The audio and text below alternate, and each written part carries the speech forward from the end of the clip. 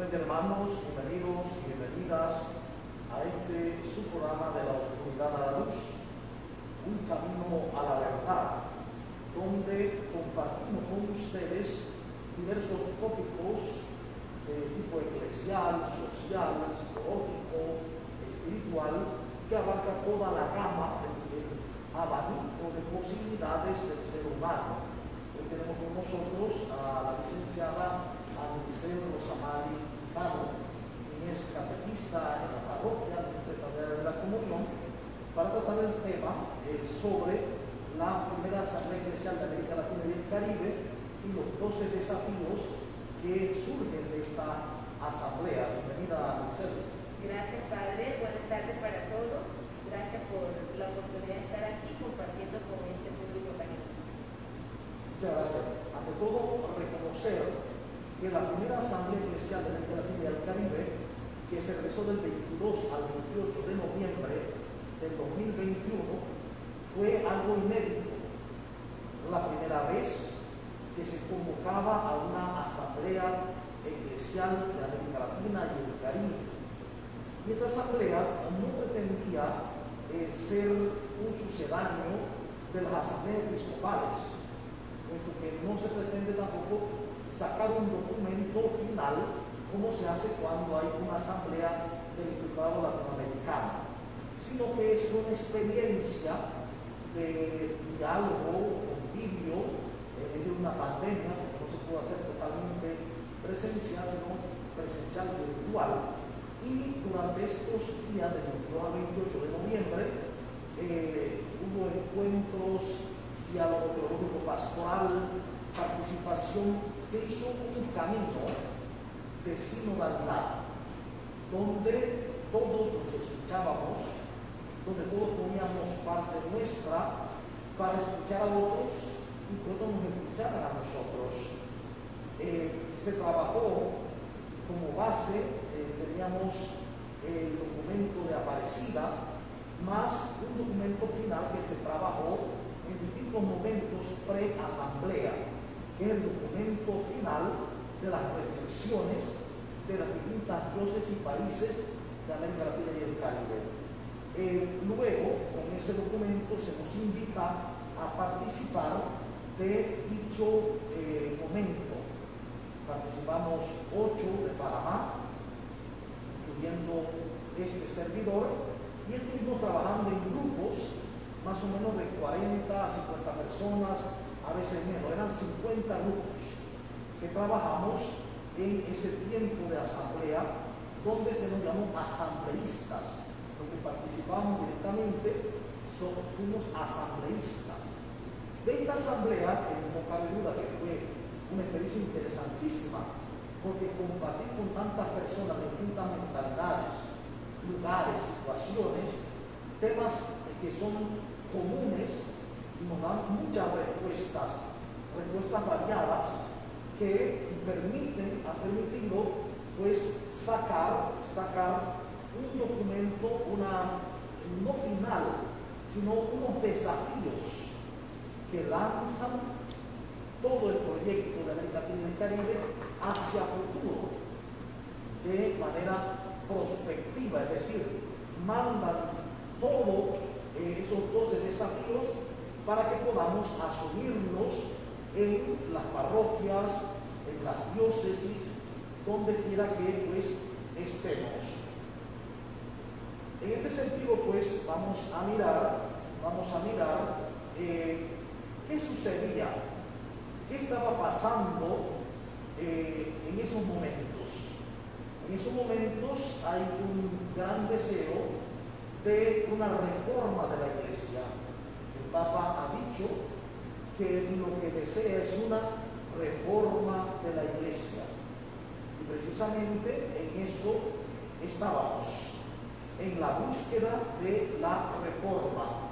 Así que desde ese punto de vista, los desafíos que surgen de este gran encuentro de esta Asamblea de América Latina y el Caribe son de suma importancia, porque debemos asumirlos en las diócesis, en las parroquias, en los grupos, en los movimientos, de diversas maneras. Ya cada conferencia episcopal y cada iglesia particular o diócesis sabrá cómo involucrarlos, cómo asumir estos desafíos. Y en el día de hoy vamos a compartir con ustedes estos desafíos, vamos a dialogar sobre ellos, vamos a dar nuestras opiniones para ver también qué dice nuestro pueblo, pues en esto que vamos a presentar. El primer desafío que se aprobó fue reconocer y valorar el protagonismo de los jóvenes en la comunidad eclesial y en la sociedad como agentes de transformación. Debemos, dice, reconocer y valorar el protagonismo de los jóvenes para que en las comunidades eclesiales se puedan pues asumir su trabajo y en la sociedad como de transformación. Y es cierto que los jóvenes, evidentemente, era un tema fundamental en la asamblea. ¿Por qué? Porque la experiencia actual es que una gran mayoría de jóvenes no tiene contacto eclesial, no tiene contacto con comunidades de vida, no tiene contacto con la palabra, no tiene contacto con pues el clero, no con la catequesis, con nada. Y otros tienen contacto, pero ese contacto es meramente circunstancial, es decir, vamos a una catequesis por esa catequesis, punto. No voy a más nada, no tengo ninguna intención de participar realmente en la vida eclesial. Hay otra cantidad de jóvenes que sí están en la iglesia, que están en la comunidad desde varias perspectivas. Algunos muy contentos, muy dinámicos, muy alegres, muy entusiastas, tratando de dinamizar la pastoral juvenil. Otros un poco rezagados, más tristes, en conflicto, a veces con los grupos de adultos, a veces con los párrocos. Otros que están a punto de dejar ya los remos e irse de la barca. Estas situaciones variables nos invitan a reflexionar y a actuar. ¿Cómo hacer como iglesia? Cuando hablo de iglesia hablo del pueblo santo de Dios, laicos y pastores. ¿Cómo hacer para que como iglesia le mostremos a los jóvenes, a la juventud, un rostro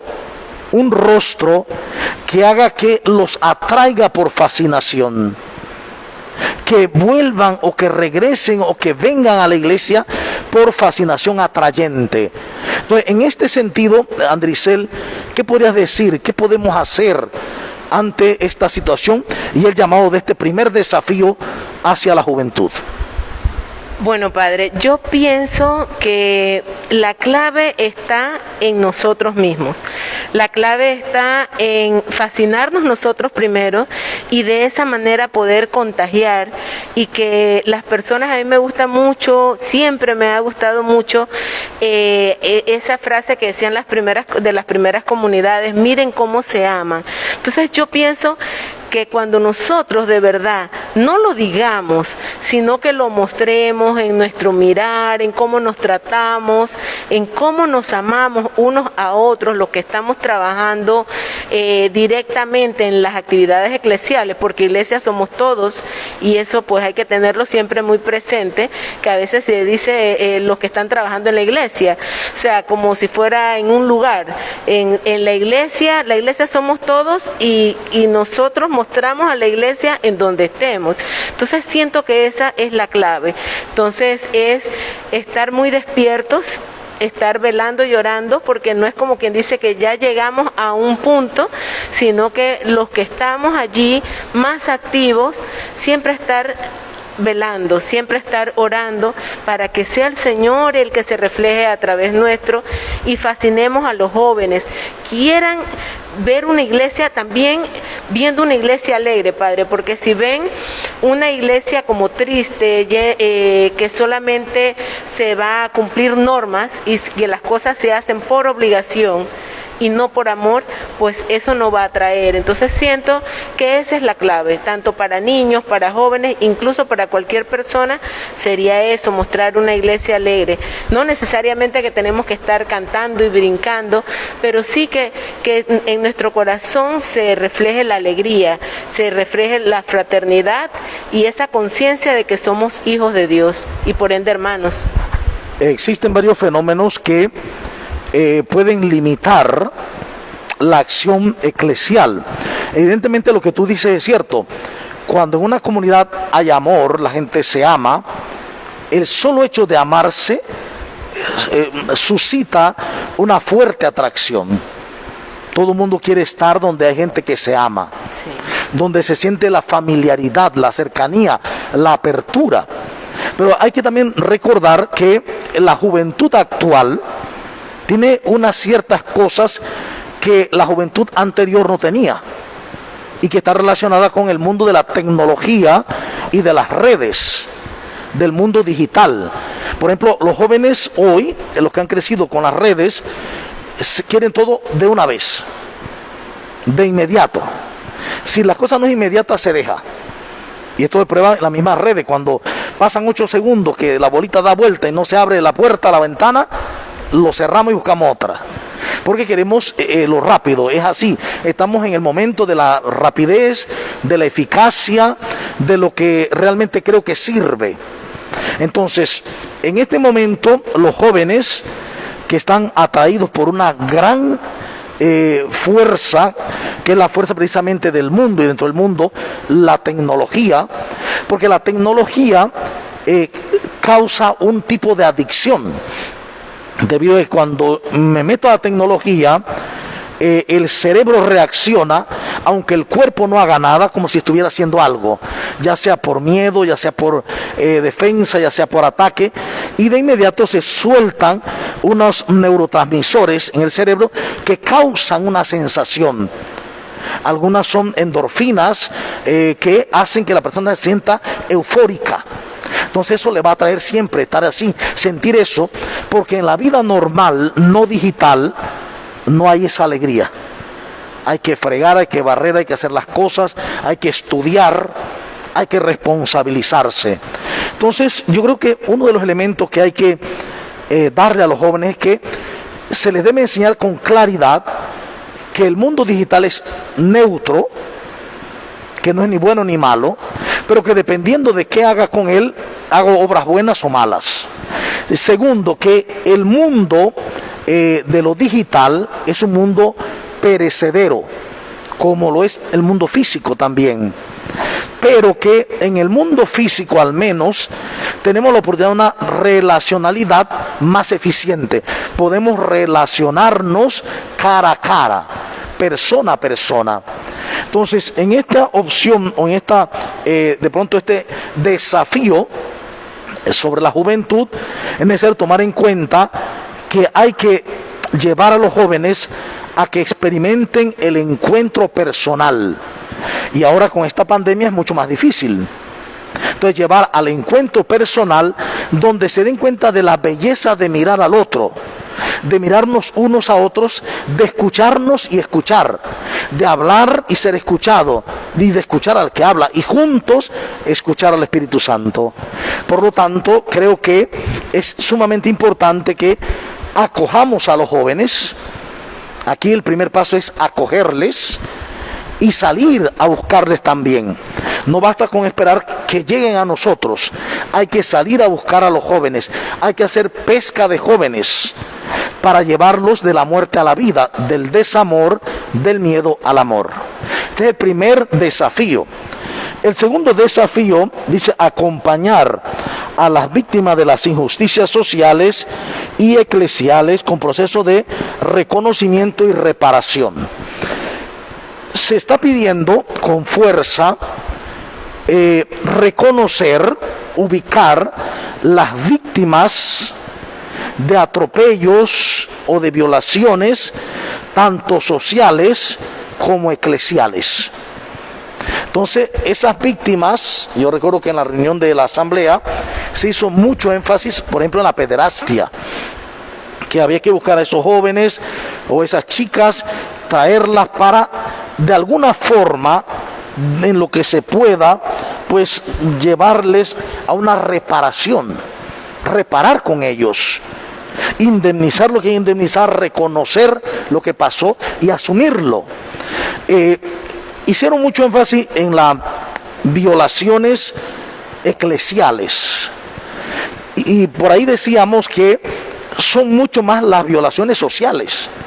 Es decir, es cierto que hay una situación eclesial que no tiene nada de positivo, es toda vergonzosa, pero ese es un punto en todas las violaciones que hay a nivel social, y que yo creo que lo eclesial se mete dentro de lo social también, porque es de la sociedad. Pero a nivel social hay muchas personas que han sufrido la injusticia, no solo a nivel sexual, ese es un punto, un detalle, sino a nivel personal, de dignidad, de propiedad, de tener, de medicamentos, de vida. Hay unas injusticias terribles, donde se ha robado, se ha quitado tierras, y se pide que se vean estas situaciones, estas injusticias sociales y eclesiales, y se hagan procesos de reconocimiento y reparación. ¿Cómo llevar a cabo ese reconocimiento y esa reparación en ambos niveles, tanto eclesial como social? ¿Cómo hacer ante lo social cuando muchas veces las fuerzas que llevan el poder son las que más injusticias cometen ante los más débiles y contra los más débiles? ¿Cómo podemos hacer nosotros, cómo levantar la voz para que se reparen tantas injusticias sociales? Bueno, padre, yo pienso que hay algo fundamental, tanto para las injusticias sociales a nivel pues de la comunidad y a nivel eclesial. Vemos que sí, es importante, yo siento para toda persona que en un momento dado se sienta agraviada o ofendida, que el agresor reconozca: te hice daño, perdón. Esa parte es importante, pero tal y como hemos conversado en diferentes momentos, que la familia es algo fundamental para que casualmente evitar que este tipo de injusticias se den, porque las personas agresoras a nivel social, eclesial, no salen de las piedras. O sea, proceden de una familia. O sea, que si hay familias disfuncionales o pueden haber familias disfuncionales, pero que donde impere el amor, sobre todo el respeto, la valoración de la persona, y crecen los niños allí, los profesionales de la naturaleza que salga, que sea, ya sean médicos, sean enfermeras, sean abogados, sean policías, o sean sacerdotes, sean clérigos, van a ser profesionales, van a ser de su naturaleza de acuerdo a lo que hayan recibido de una familia y de la sociedad. Entonces, considero yo que esa es una parte fundamental, trabajar en eso, trabajar en el amor, en la familia, para evitar que se sigan repitiendo. Y sí, entonces acompañar, tanto a nivel eclesial, de instituciones sociales y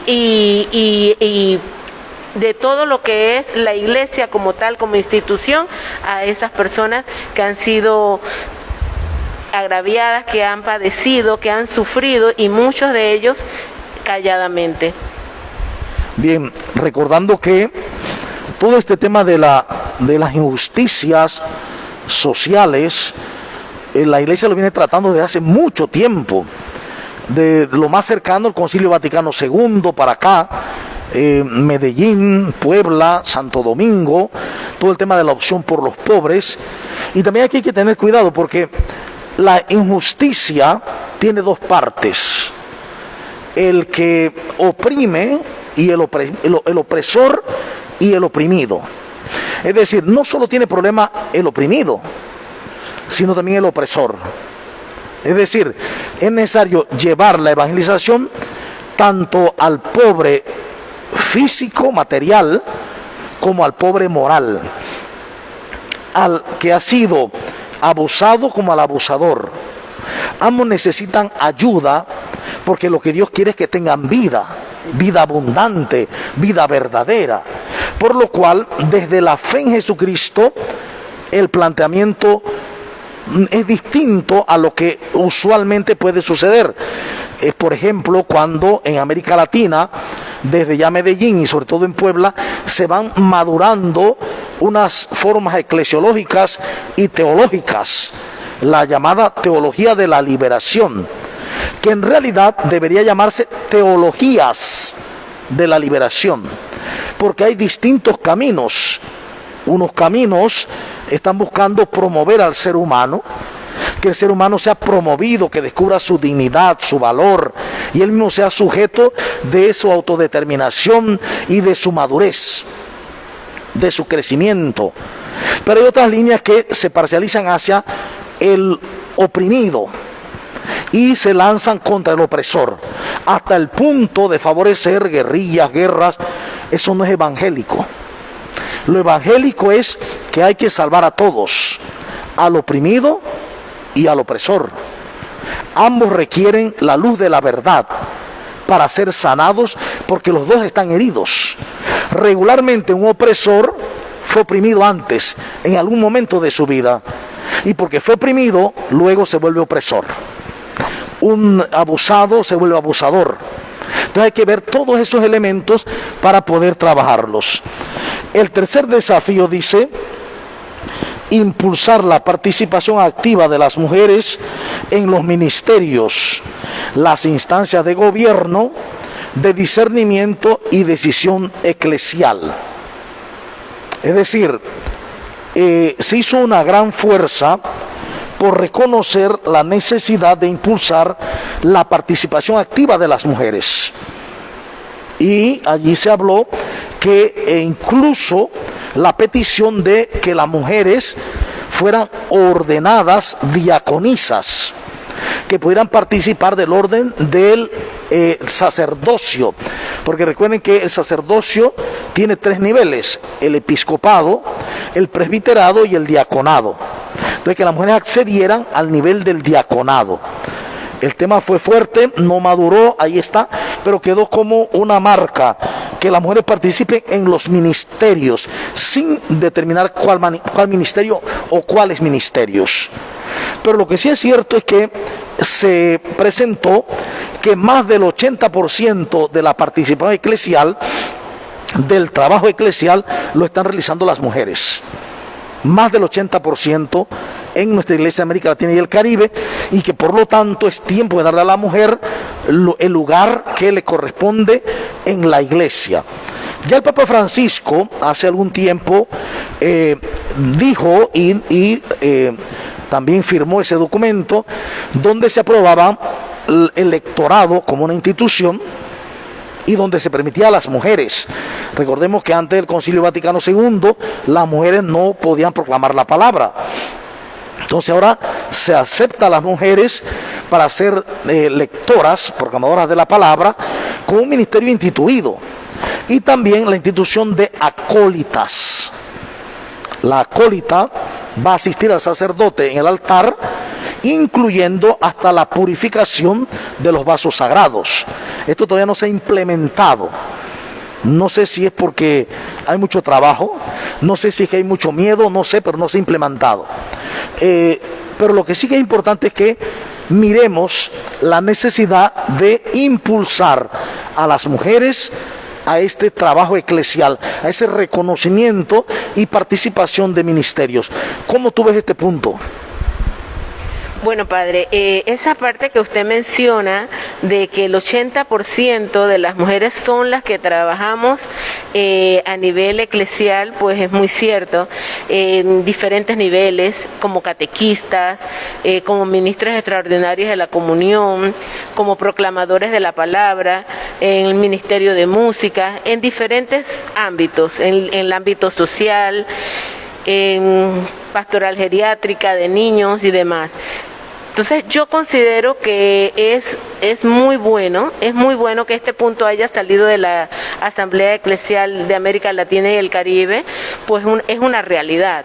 Entonces es una realidad que ha estado allí, de la cual la iglesia como institución se ha servido de este trabajo, y siento que sí, vale la pena, merece la pena, no por asunto de grandeza, porque el Señor nos enseña a trabajar desde la humildad, ¿verdad? Desde el servicio, no por los títulos ni nada parecido, pero sí siento que con esa naturaleza de la igualdad entre hermanos, entre hombres y mujeres, que no haya esa distinción o ese parecer que es que unos tienen mayor capacidad o mayor dignidad que otros. En ese sentido, siento que es algo importante y que es un logro importante para las mujeres, no, reitero, no con ese deseo de superioridad ni nada por el estilo, sino simple y sencillamente que todos tenemos la misma dignidad. Muy bien, esto está unido al cuarto desafío: promover y defender la dignidad de la vida y de la persona humana desde su concepción hasta la muerte natural. Estamos ante el fenómeno de que en muchos países de América Latina y el Caribe se ha aprobado el aborto, por ejemplo, abiertamente, socialmente, donde cada vez se valora menos a los mayores, a los ancianos, se les excluye. Entonces, aquí se pide que se promueva y defienda la dignidad de la persona humana. Es decir, que la persona reconozca, descubra que es digna, que no hay nadie más digno que nadie, que todos tenemos la misma dignidad de hijos e hijas de Dios. Y promover esto, dice, desde el nacimiento hasta la muerte natural. En este aspecto, la Iglesia como institución y como comunidad ha estado siempre vigilante y defendiendo la vida humana desde su procreación, la vida del óvulo fecundado, del cigoto, la vida del feto, la vida del niño por no nacido todavía. Y pareciera que a veces se ve a la Iglesia como una institución contraria a la libertad, porque muchas mujeres sostienen que por libertad pueden abortar un hijo. La Iglesia defiende la vida de ese hijo o esa hija, porque la vida es vida desde que se concibe hasta el final. Lo demás son cambios evolutivos: tamaño, color, porte, etcétera, peso. Pero la vida es la vida, es una sola. Entonces, creo que es preciso seguir defendiendo la dignidad de la vida humana. ¿Cómo hacerlo hoy ante el reclamo de muchas mujeres al derecho al aborto? Bueno, padre, yo considero que volvemos a lo mismo, que todo el origen está en la familia. Hay mucho desconocimiento, siento yo, y hay mucho dolor en muchas mujeres que han abortado, porque quizás cuando lo hicieron no tuvieron la orientación adecuada, no tenían este conocimiento. Hay muchas personas que yo he escuchado que dicen, bueno, pero es que está comenzando el embarazo, es que todavía allí no había nada, todavía no estaba formadito. O sea, no se sabe que desde el momento no hay ese conocimiento de que el óvulo, ¿verdad?, y el espermatozoide se fecunda, ya hay vida, ya está la luz del Espíritu Santo. Entonces, si hay ese desconocimiento, hay mucho dolor, hay mucha ignorancia, acoger a esas mujeres que ya han pasado por ese proceso de aborto, que se sienten arrepentidas quizás por la ignorancia, que no tuvieron la orientación adecuada, no tuvieron la cercanía de personas que le explicaran eso, ni a nivel científico, a nivel profesional, muchas veces tampoco. Entonces, pero igual es tan fundamental que las niñas, las jóvenes vayan creciendo, y los jóvenes también, porque no es solo desde el punto de vista de la mujer, es también el hombre responsable, en el sentido de saber que la responsabilidad que se tiene, que podemos procrear, que somos tenemos un don dado por Dios de conjuntamente con Él dar vida, pero eso conlleva, es un don, pero también es una responsabilidad, y esa responsabilidad de dar vida, la tenemos de dar vida, pero no de quitar la vida. Entonces es como crear conciencia a nivel familiar, a nivel eclesial, ese acompañamiento para poder evitar que, aunque existan las leyes, las personas quieran hacer uso de ellas, porque puede haber gobiernos que promuevan y que instauren una ley. Sin embargo, si las personas no hacen uso de ella, no habría ningún sentido. Pero, claro, cuando se dan situaciones que las personas no saben quién son todavía, que son hijos amados de Dios, y que el fruto de su vientre también es producto del Señor, viene del Señor, es una bendición de Dios en las circunstancias que sea, entonces no se van a reconocer amados, no van a ver la grandeza de lo que acontece en el momento, y van a tomar estas opciones. Así que siento que es todo aunado con la familia, aunado con el acompañamiento y el amor, el conocimiento de quiénes somos. Siento que esa es la parte fundamental. Esto incluye también, no cabe duda, el tema de los ancianos, de los enfermos, de la eutanasia, que a veces queremos poner fin a una vida porque está en dolor, cuando a veces la vida en dolor permite que la persona se encuentre consigo misma. Es decir, no tenemos derecho a quitar la vida. Y también no tenemos derecho a manipularla. La vida es siempre de Dios. En el quinto desafío dice, incrementar la formación en la sinodalidad para erradicar el clericalismo. Entonces, aquí entramos en dos palabras que para mucha gente puede ser conflictiva o de pronto ajena. La sinodalidad viene de sínodo.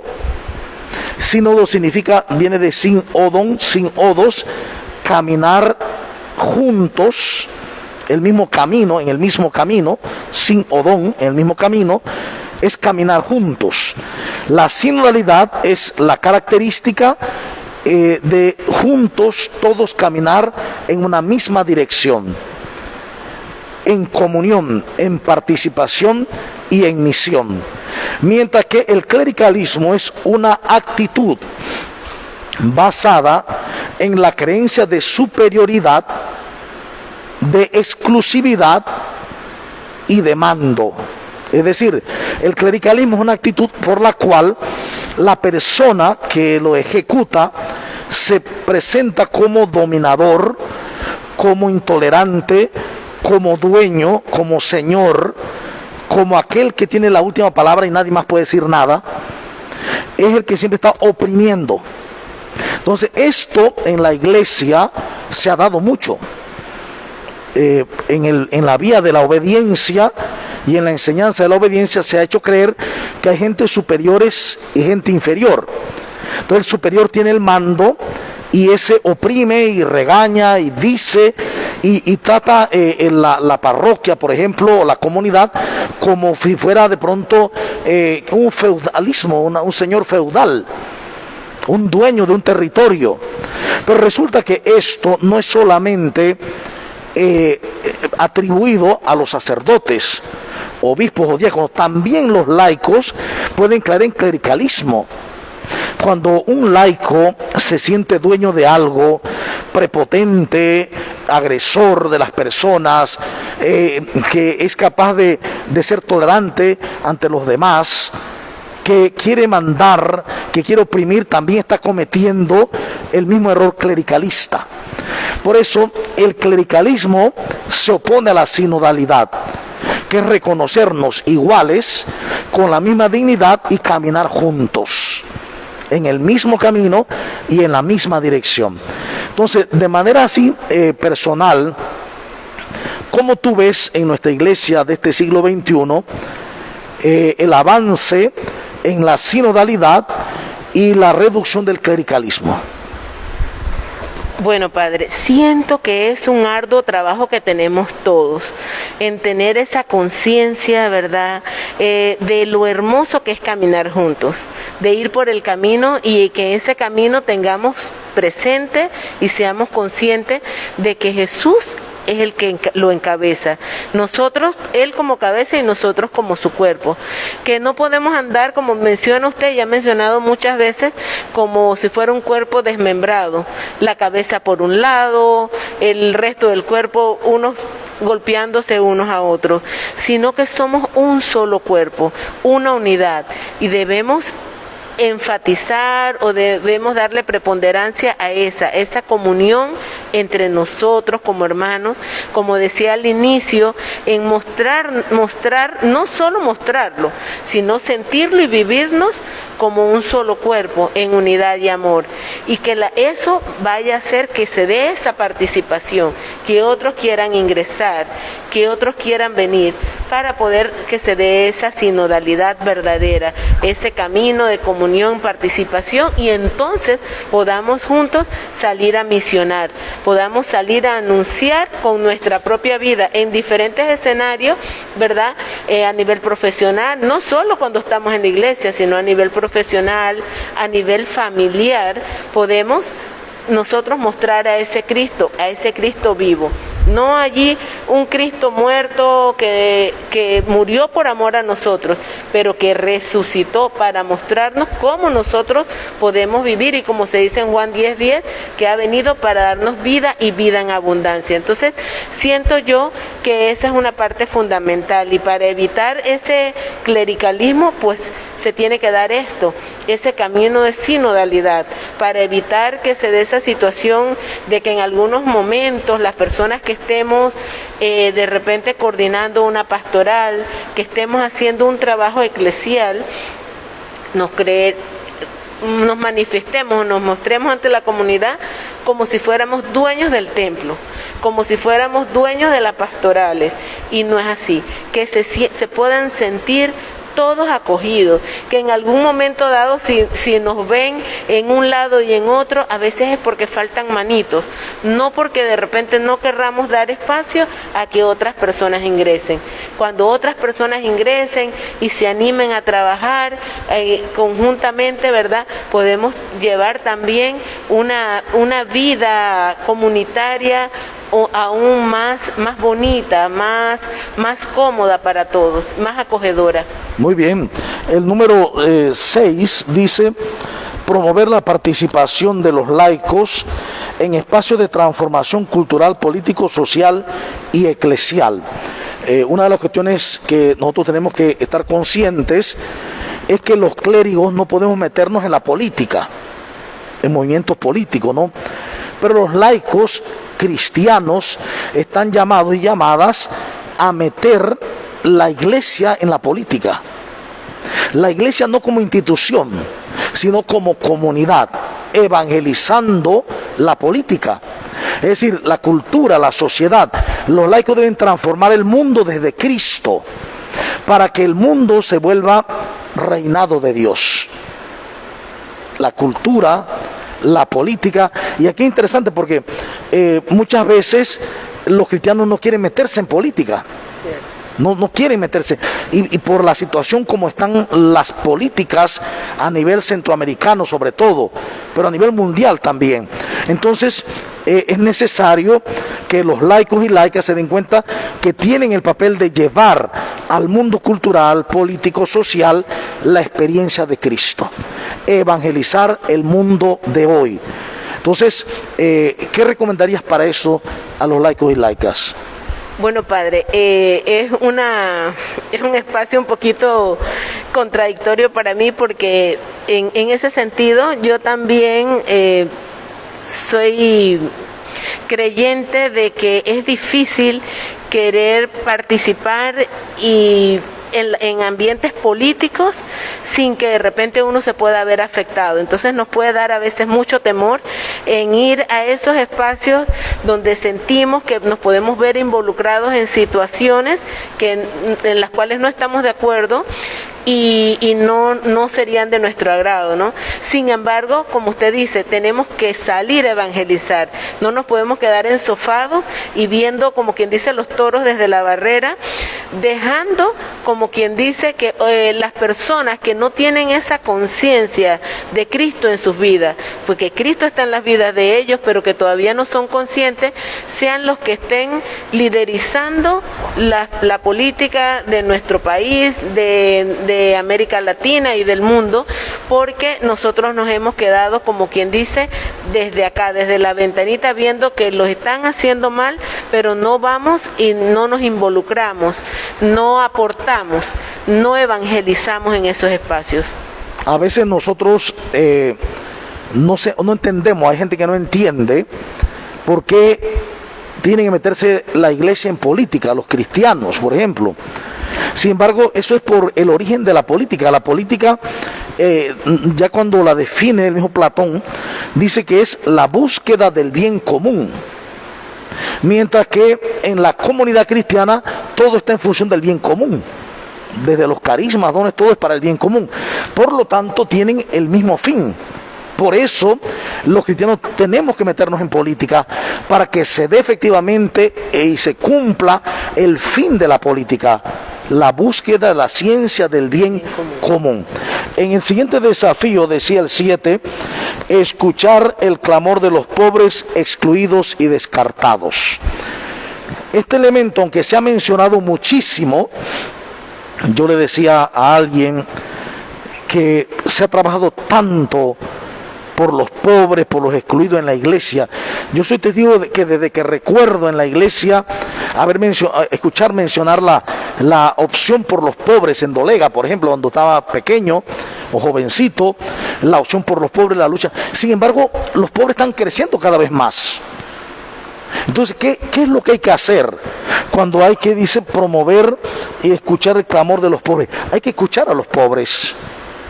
Hay que promoverlos, a los excluidos, a los lejanos, a los descartados. Pero ¿cómo hacer? Y le decía a esa persona que yo creo que de pronto el problema es, no podemos atacar la pobreza, la exclusión, desde la misma pobreza y exclusión, sino que hay que atacarla desde el fondo, no en la superficie. Bueno, podemos darle comida a los pobres, pero seguirán siendo pobres y habrá más pobres. Hay que meternos en la profundidad y hacerles reconocer que son hijos e hijas amados de Dios. Y sabiendo quiénes son, habrá una promoción de esas personas. Porque gran parte de la situación de pobreza y de exclusión se debe a que las mismas personas se dejan empobrecer, se dejan excluir, porque la pobreza no está en los bolsillos, está en las mentes de los hombres y mujeres. Entonces, ¿cómo hacer? Sí, hay que escuchar el clamor de los pobres y excluidos, pero no solamente hay que darles un pedazo de pan o una bolsa de comida, hay que ante todo promoverlos, y esto implica acercarse. Ahí está el problema, porque dar una bolsa asistencialistamente es fácil, hacemos una bolsa y se la entregamos, pero promover significa acoger, caminar juntos, acompañar a los excluidos para que descubran su valor, su grandeza como hijos e hijas de Dios. No grandeza por encima de los demás, sino grandeza igual que todos. Entonces, ¿cómo hacer para, en este momento, hacer un verdadero programa de promoción humana que llevemos a la conciencia de los pobres y excluidos y marginados el saber que son hijos e hijas amados de Dios, nacidos para ser feliz? Bueno, padre, yo creo que la base para eso ya la tenemos, y por lo menos aquí en la diócesis y en algunas diócesis de Panamá, donde se está trabajando en el proyecto diocesano de renovación y evangelización, que tiene todas las estructuras para nosotros ir a esas comunidades, conocer sus realidades, acompañarlos con la palabra, ayudarlos en ese crecimiento, en ese reconocimiento de que somos todos hijos de Dios y somos hermanos. Yo siento que donde la palabra en este año, ¿verdad?, que acabamos de iniciar y que se da tanta preponderancia y que estamos hoy en el domingo de la palabra de Dios, nosotros tenemos que tener presente eso, que la palabra es lo que nos va a ayudar a reconocer quiénes somos y ayudar a reconocer a los demás también quiénes son, para que podamos salir de esa pobreza que muchas veces tenemos, donde nos creemos carentes. Podemos carecer de cosas materiales, porque hay muchas personas que tienen mucho más que nosotros. Podemos carecer de cosas materiales, pero poder saber la verdad de quiénes somos, y eso nos lleva a ser verdaderamente felices. No tenemos que basar nuestra felicidad en tener. Sin embargo, cuando que nos sentimos que no tenemos al Señor en nuestra vida, vamos a vivir siempre tristes, afligidos. Y cuando van nuestras familias creciendo, vamos a ir, como quien dice, propagando esa oscuridad. Y tenemos que llevar luz a esas personas, y con este proyecto, ¿verdad?, de evangelización podemos ayudar mucho, pero para eso necesitamos manos amorosas que quieran salir y ir a acompañar y poner en marcha este proyecto. Muy bien, reformar, dice, los itinerarios formativos en los seminarios, incluyendo temáticas como ecología integral, pueblos originarios, inculturación e inculturalidad y pensamiento social de la iglesia. Es el 8º desafío. Se pide formar en los seminarios a los nuevos sacerdotes, los que están aspirando al sacerdocio, con una pedagogía nueva que encierre la doctrina social de la iglesia, que tome en cuenta pues el tema de la inculturación, los pueblos originarios, la ecología integral. Yo creo que es necesario efectivamente que se dé una formación más amplia sobre el tema de la tierra y de todo lo que involucra la vida en la tierra, la ecología integral. Así rapidito, ¿qué pensarías tú de eso? Bueno, yo pienso que es fundamental, así como los sacerdotes, a los educadores, que tienen en sus manos, ¿verdad?, a una gran cantidad de personas para ayudarles a despertar en esa conciencia del cuidado de la casa común, de esa conciencia de cuidarnos unos a otros, de cuidar la naturaleza, los animales que son dados por el Señor. Yo siento que debemos trabajar en esos espacios, de la educación de los sacerdotes, la educación no solamente en la fe, sino también humana, profundizar un poco más en esos aspectos, ¿verdad?, desde esta perspectiva de incluirnos a todos y de reconocernos todos, no tanto en la distinción de pueblos originarios, porque todos somos hermanos, ¿verdad? Entonces siento que es fundamental. Por eso la familia, la escuela y la iglesia, trabajando conjuntamente como se hacía al inicio, ¿verdad?, en las comunidades, pequeñas comunidades, siento que es la clave del éxito. Muy bien. El número 9 dice renovar a la luz de la palabra de Dios, y el Vaticano II, nuestro concepto y experiencia de iglesia, pueblo de Dios, en comunión con la riqueza de su ministerialidad, que evite el clericalismo y favorezca la conversión pastoral. Entonces se está pidiendo renovar a la iglesia, reformarla a la luz de la palabra de Dios, para que vivamos esos itinerarios de crecimiento y podamos crecer en ministerialidad, en servicio, evitando el clericalismo. Entonces yo creo que es sumamente necesario que efectivamente llevemos a esa renovación desde la palabra de Dios, precisamente este año y el siguiente, que están dedicados a la palabra de Dios en nuestro proyecto diocesano de renovación y evangelización. ¿Cómo enfatizar, cómo hacer que la gente entre en cercanía, en intimidad, en familiaridad con la palabra de Dios? ¿Qué nos recomendarías hoy para que en general todos y todas entremos en cercanía, en familiaridad con la palabra? Bueno, siento que lo primero es que nosotros seamos amantes de la palabra, que estemos siempre, cuando vamos a dar algún tipo de formación, tengamos la Biblia con nosotros, que la Biblia sea nuestra fuente de inspiración, la palabra contenida en la Biblia, ¿verdad?, sea nuestra fuente de inspiración para todos los eventos de nuestras vidas.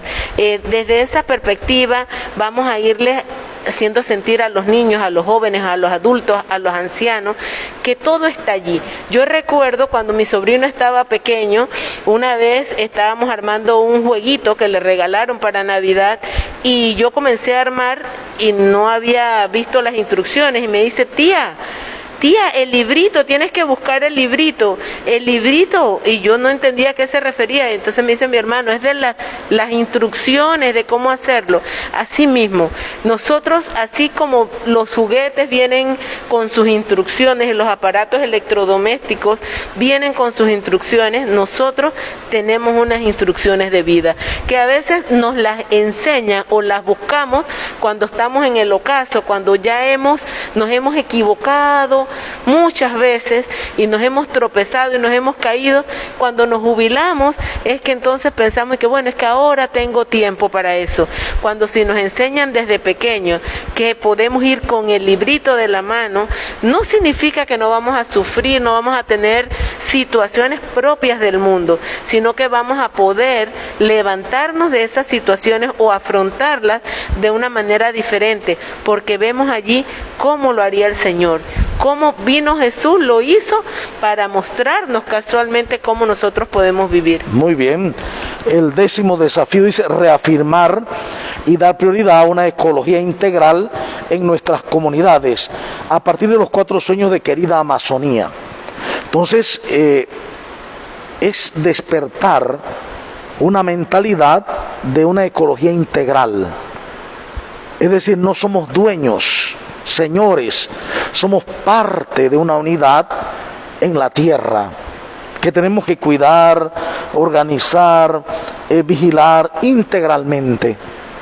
Yo creo que de pronto tendrías algo que decirle cuando lo decía de los maestros, los profesores, a todo nivel, cómo enseñar a los niños y a todos en general a amar la tierra, amar los ríos, amar la playa. Tú ves que uno va a la playa y hay unos cerros de basura que dejan allí. Están hablando ahora mismo del inicio de la sexta gran extinción, que ya dio inicio. En la historia ha habido 5 grandes momentos de extinción masiva. Es decir, que gran parte de toda la vida se muere. Entonces los científicos están diciendo que ya comenzó la sexta. ¿Y cómo se basa en esto? Dice que en los últimos 100 años han desaparecido 250.000 especies. Han desaparecido del planeta. Quiere decir que estamos en los inicios de una sexta gran extinción. ¿Cómo hacer para que eso se retrase o se evite? Cuidando el medio ambiente, que es fundamental. El no tirar basura, el cuidar la flora, la fauna. ¿Qué podemos hacer nosotros? Bueno, siento, padre, como usted lo acaba de mencionar, que tenemos que crear conciencia a nivel del gobierno, a nivel de la iglesia, a nivel de la escuela, a nivel del hogar. Esa conciencia que somos administradores, no somos dueños, y que así como una empresa, si tú no administras adecuadamente los bienes, se acaban, así mismo se van deteriorando y acabando nuestros recursos naturales. Hay muchas películas actuales de que hablan y que ya se está viendo, ¿verdad?, de cómo a nivel científico se ha ido buscando opciones para otros planetas y demás, buscando a ver si el hombre puede tener vida en otros planetas producto de que hay un deterioro del planeta Tierra. Pero es importante esos descubrimientos y todo aquello y esas investigaciones. Sin embargo, nosotros podemos poner nuestro grano de arena en nuestra casa, con el reciclaje, con el cuidado, con no quemar, con cuidar si voy a tumbar un árbol porque necesito sembrar otro o sembrar 2, cuidar las plantas, cuidar los animales, no de repente ir por cacería, no por necesidad, sino a veces por afición. Matamos animales simple y sencillamente porque por placer y sin cuidar esa naturaleza, sin cuidar tanta belleza que el Señor nos ha regalado, sin cuidar los ríos, los mares, deteriorando toda una belleza, una gama de recursos que el Señor ha puesto para que administremos. Muy bien. Entonces, el número 11, propiciar el encuentro personal con Jesucristo encarnado en la realidad del continente. Yo creo que ahí comienza todo. El encuentro personal con Jesucristo. Quien se encuentra con Jesucristo, en él renace o nace una nueva alegría. ¿Cómo hacer para que todos nos reencontremos con Jesucristo? ¿Qué podríamos recomendar? Bueno, yo insisto en que tenemos la palabra a nuestra disposición y tenemos la mayor fiesta, que es la Eucaristía. Si nosotros agarramos la palabra y quizás nadie nos la explica, no le vamos a hallar sentido.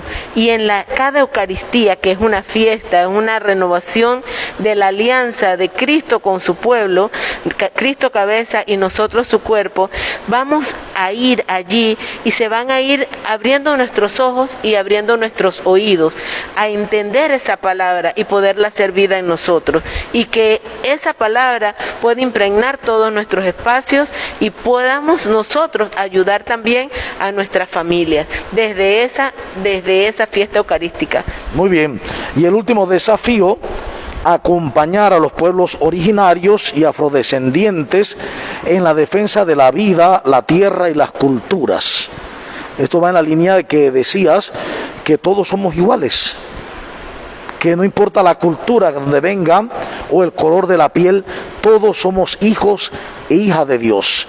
Y hay que acompañar a todos los pueblos, incluyendo evidentemente a los originarios, para que descubriendo la verdad encuentren la vida y la libertad, porque solo la verdad hace libres.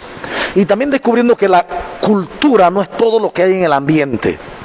Las culturas son positivas. Las culturas engrandecen al ser humano.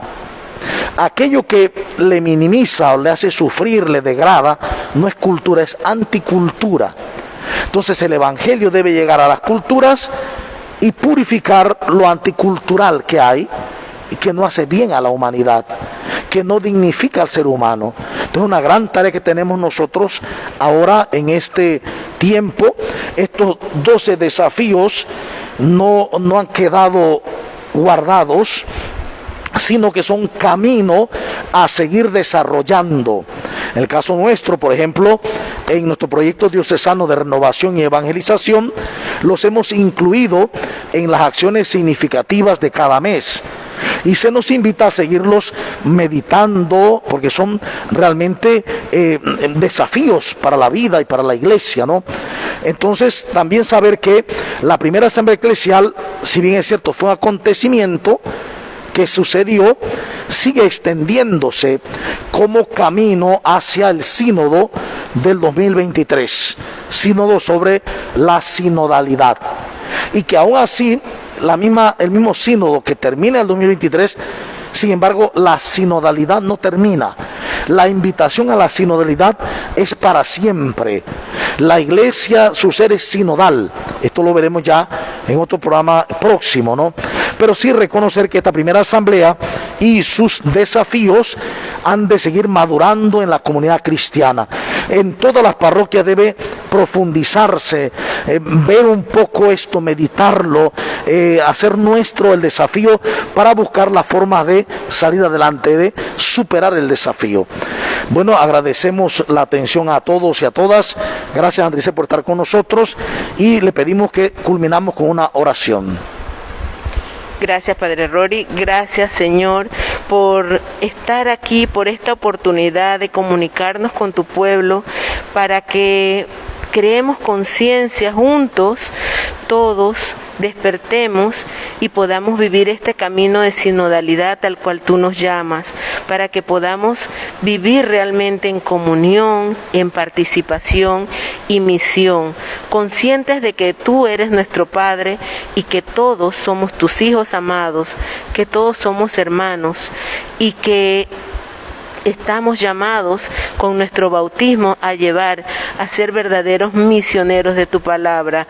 Gracias, Señor, por tantas cosas maravillosas que nos has dado, por esta Asamblea Eclesial de América Latina y por estos 12 desafíos que has puesto en nuestras manos para que nosotros los desarrollemos con tu pueblo, junto a tu pueblo, caminando juntos en sinodalidad. Gracias, Señor. Amén. En nombre del Padre y del Espíritu Santo, recordemos seguir participando de este programa de la oscuridad a la luz, un camino a la verdad, y busquemos encontrar ese camino de Dios que es la palabra. A partir de hoy, familiaricémonos con la palabra, leamos la palabra, aunque sea un trozo cada día, y meditémoslo. Recuerden, juntos podemos. Dios les bendice.